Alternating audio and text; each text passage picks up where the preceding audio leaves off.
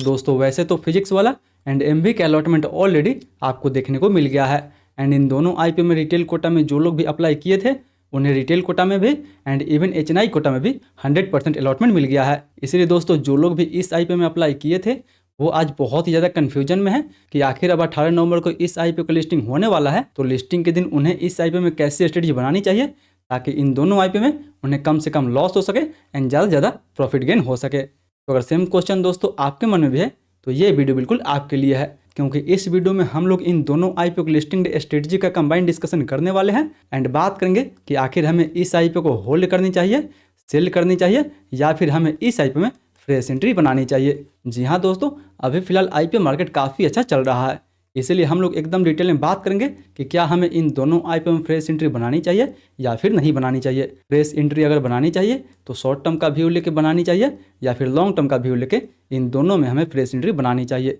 तो आप दोस्तों बस इस वीडियो के अंत तक बने रहें ताकि इन दोनों आईपीओ में आपको कैसी स्ट्रेटजी बनानी चाहिए उसका एक बेटर व्यू मिल सके। तो फिर चलिए बिना आपका समय गंवाए सीधा वीडियो में आगे बढ़ते हैं, लेकिन उससे पहले दोस्तों अगर आप इस चैनल पर नए हैं तो कृपया चैनल सब्सक्राइब कर इस वीडियो को एक लाइक जरूर दीजिए। अब चलिए सीधा आगे बढ़ते हैं और सबसे पहले बात कर लेते हैं इन दोनों आईपीओ के लेटेस्ट जीएमपी के बारे में, ताकि हमें पता लग सके कि इन दोनों आईपीओ में हमें कितना प्रॉफिट हो सकता है। तो दोस्तों अगर बात करें सबसे पहले फिजिक्स वाला के जीएमपी के बारे में,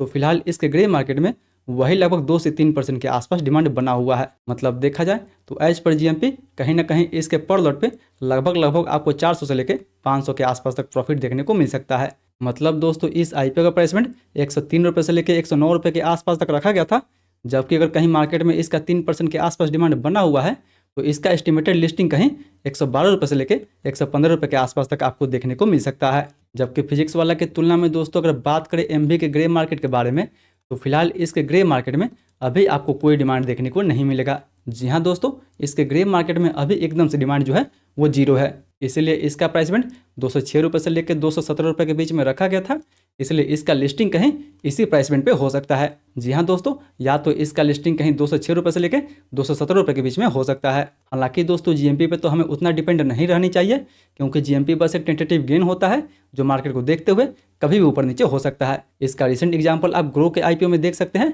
या फिर पाइन लैब्स के आईपीओ में देख सकते हैं। दोनों के ग्रे मार्केट में कोई डिमांड नहीं था, बट लिस्टिंग के बाद ग्रो ने लगभग 50% के आसपास रिटर्न दिया था, जबकि पाइन लैब्स ने वही लगभग 30% के आसपास रिटर्न दिया हुआ था। इसलिए हमें किसी भी आईपीओ के केवल उसके जीएमपी पे तो बिल्कुल भरोसा नहीं करनी चाहिए। इसलिए मैं भी दोस्तों इन दोनों का लिस्टिंग 3% 5% से ऊपर भी हो सकता है या फिर फ्लैट भी हो सकता है। जैसा मार्केट का कंडीशन रहेगा उस हिसाब से इन दोनों का लिस्टिंग हमें देखने को मिल जाएगा। बट दोस्तों इन दोनों का लिस्टिंग पॉजिटिव में हो, निगेटिव में हो या फिर क्यों ना फ्लैट हो, हमें हर सिचुएशंस के लिए रेडी रहनी चाहिए एंड इन सब के लिए हमें एक फुल प्रूफ स्ट्रेटजी बना के चलनी चाहिए। तो फिर चलिए बात कर लेते हैं कि आखिर हमें इन दोनों आईपीओ में कैसी स्ट्रेटजी बनानी चाहिए। क्या इन दोनों आईपीओ को हमें होल्ड करनी चाहिए, सेल करनी चाहिए या फिर इन दोनों आईपीओ में हमें फ्रेश एंट्री बनानी चाहिए। तो दोस्तों अगर सबसे पहले बात करें फिजिक्स वाला के बारे में कि क्या फिजिक्स वाला के आईपीओ में हमें सेल करनी चाहिए या फिर होल्ड करनी चाहिए, तो फिलहाल दोस्तों देखा जाए तो इस आईपीओ का टोटल इशू साइज वही लगभग 3480 करोड़ के आसपास था, जिसमें से 75% का कोटा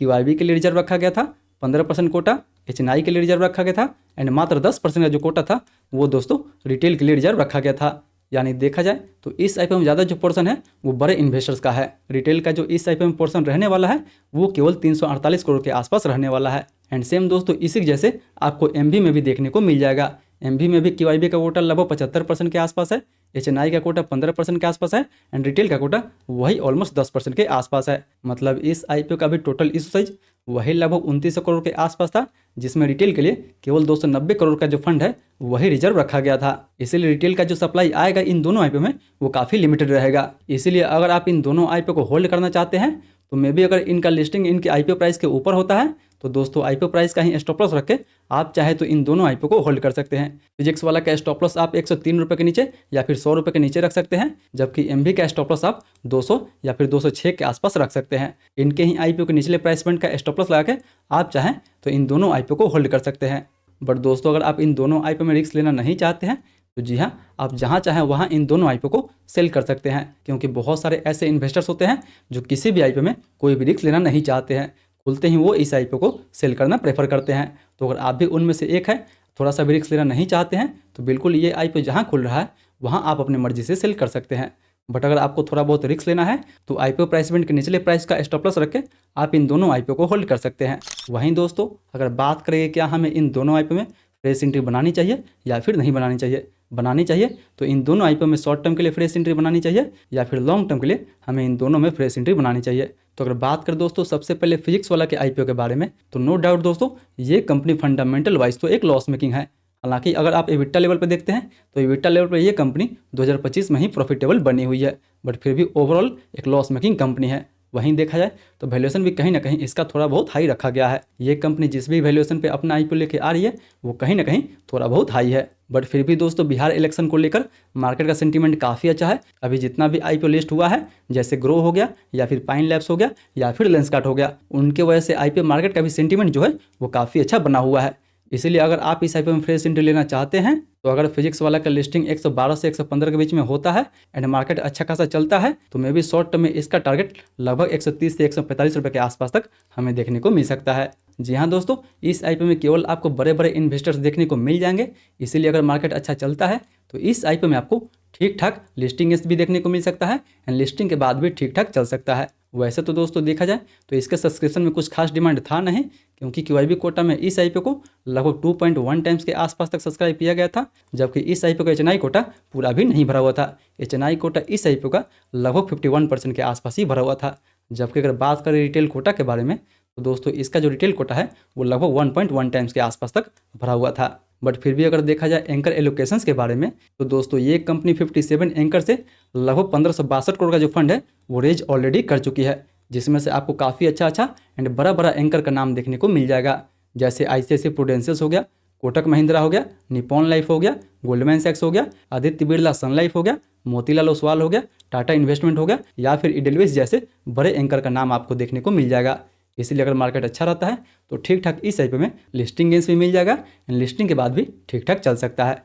वहीं अगर एमबी के बारे में बात करें कि क्या हमें इस आईपीओ में फ्रेश एंट्री बनानी चाहिए या फिर नहीं बनानी चाहिए, तो दोस्तों वैसे तो इसके भी ग्रे मार्केट में कोई डिमांड नहीं है एंड इस आईपीओ को सब्सक्रिप्शन भी कुछ खास नहीं मिला हुआ था। क्यूआईबी कोटा इस आईपीओ का लगभग 1.2 टाइम्स के आसपास तक सब्सक्राइब हुआ था, जबकि एचएनआई कोटा इस आईपीओ का केवल 30% के आसपास ही सब्सक्राइब हुआ था। बात करें रिटेल कोटा के बारे में तो इस आईपीओ का भी रिटेल कोटा वही लगभग 1.1 टाइम्स के आसपास तक सब्सक्राइब हुआ था। जबकि दोस्तों अगर बात करें इस आईपीओ में एंकर एलोकेशंस के बारे में तो ये कंपनी 55 एंकर से लगभग 1305 करोड़ का जो फंड है वो रेज ऑलरेडी कर चुकी है, जिसमें आपको काफ़ी अच्छा एंड बड़ा बड़ा नाम देखने को मिल जाएगा, जैसे आईसीआईसीआई प्रूडेंशियल हो गया, कोटक म्यूचुअल फंड हो गया, मोतीलाल ओसवाल हो गया, गोल्डमैन सैक्स हो गया, सिटी ग्रुप हो गया या फिर नोमुरा जैसे बड़े इन्वेस्टर्स का नाम आपको देखने को मिल जाएगा। इसलिए दोस्तों अगर मार्केट अच्छा रहता है तो इसका भी लिस्टिंग हमें ठीक ठाक देखने को मिल जाएगा एंड लिस्टिंग के बाद भी ये आईपीओ ठीक ठाक चल सकता है। अगर मार्केट अच्छा रहता है एंड प्री आईपीओ सेशन में इसका ठीक ठाक डिमांड रहता है तो मे भी शॉर्ट टर्म में ये लगभग 240 या फिर 245 का टारगेट हमें दिखा सकता है, क्योंकि फिलहाल दोस्तों कंपनी का बिजनेस भी काफ़ी अच्छा है एंड कंपनी का फंडामेंटल भी आपको ठीक ठाक देखने को मिल जाएगा। हालांकि ये कंपनी वैल्यूएशन वाइज थोड़ी सी महंगी है, बट फिर भी देखा जाए तो लेंसकार्ट का आईपीओ उतना वैल्यूएशन वाइज महंगा था, फिर भी वो लिस्टिंग के बाद भी ठीक ठाक चला हुआ था एंड लिस्टिंग भी उसका ठीक ठाक हो गया था। इसलिए दोस्तों पाइन लैब्स या फिर लेंसकार्ट का अगर लिस्टिंग ठीक ठाक हो सकता है तो इन दोनों का भी लिस्टिंग हमें आगे चल के ठीक ठाक देखने को मिल जाएगा, क्योंकि फिलहाल ऑलरेडी मार्केट काफ़ी अच्छा चल रहा है एंड जैसा अभी प्राइमरी मार्केट है उस हिसाब से इन दोनों का लिस्टिंग भी आपको ठीक ठाक देखने को मिल जाएगा। बट याद रहे दोस्तों कि लिस्टिंग के दिन कोई भी डिसीजन जल्दीबाजी में नहीं लेनी है। सबसे पहले प्री आईपीओ सेशन में इसके ओपनिंग प्राइस को देखना है, इसके डिमांड को अच्छे से एनालिसिस करना है, उसके बाद ही आपको इन दोनों आईपीओ में कोई भी डिसीजन लेनी है। एंड हाँ दोस्तों, अगर आप हमारे साथ मिलकर प्री आईपीओ सेशन में इस आईपीओ के प्राइस एंड वॉल्यूम को अच्छे से एनालिसिस करना चाहते हैं तो उसके लिए मेक श्योर कि आप हमारे टेलीग्राम ग्रुप से जुड़ सकते हैं, जिसका लिंक भी नीचे डिस्क्रिप्शन बॉक्स में देखने को मिल जाएगा, जहाँ पे हम लोग हर आईपीओ को प्री आईपीओ सेशन में अच्छे से एनालिसिस करते हैं एंड देखने की कोशिश करते हैं कि खुलते हैं उस आईपीओ में अच्छा खासा डिमांड आ सकता है या फिर उसमें हमें सप्लाई देखने को मिल सकता है। बाकी बात दोस्तों, ये तो था मेरा पूरा व्यू इन दोनों आईपीओ को लेकर। आपका क्या व्यू है? आप इन दोनों आईपीओ को होल्ड करने वाले हैं, सेल करने वाले हैं या फिर इन दोनों आईपीओ में आप फ्रेश एंट्री बनाने वाले हैं? वो भी हमें नीचे कमेंट करके जरूर बताएं। फिर मिलते हैं अगले वीडियो में। तब तक दोस्तों अभी फुजियामा पावर का एंड कैपिलरी टेक्नोलॉजी का आईपीओ अभी ओपन हुआ है, उन दोनों का फुल रिव्यू आप नहीं देखे हैं तो इन दोनों वीडियो पर टाइप करके आप इन दोनों का फुल रिव्यू देख सकते हैं।